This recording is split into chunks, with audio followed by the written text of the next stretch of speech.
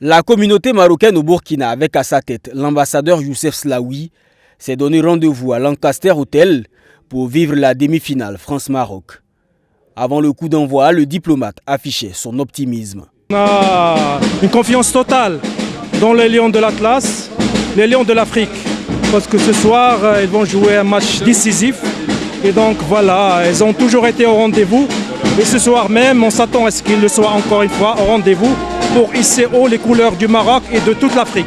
An-Nassid Al-Watani, l'hymne national du royaume chérifien, est exécuté avec de la concentration.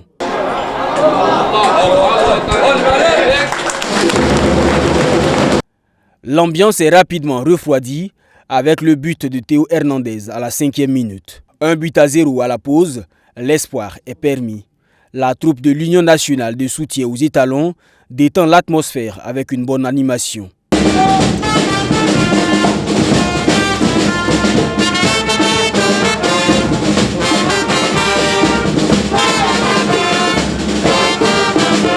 La salle passe de l'espoir à la déception après chaque action des Lions de l'Atlas.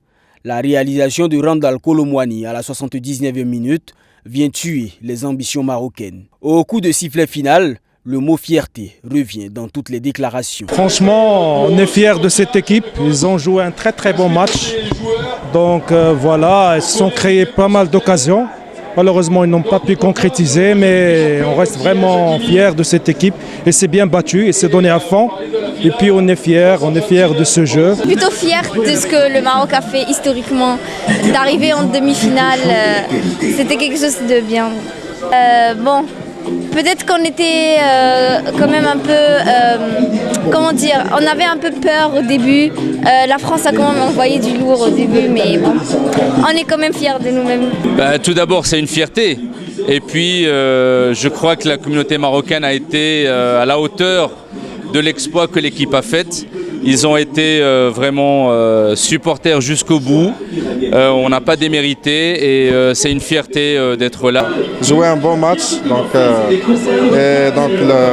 est fiers de notre équipe. C'est la première équipe qui a atteint le stade de demi-finale au niveau africain et arabe, donc on est très fiers. Et bravo pour le Maroc pour ce parcours qui est très excellent. Le Maroc peut monter sur le podium en cas de succès le 17 décembre contre la Croatie en match de classement.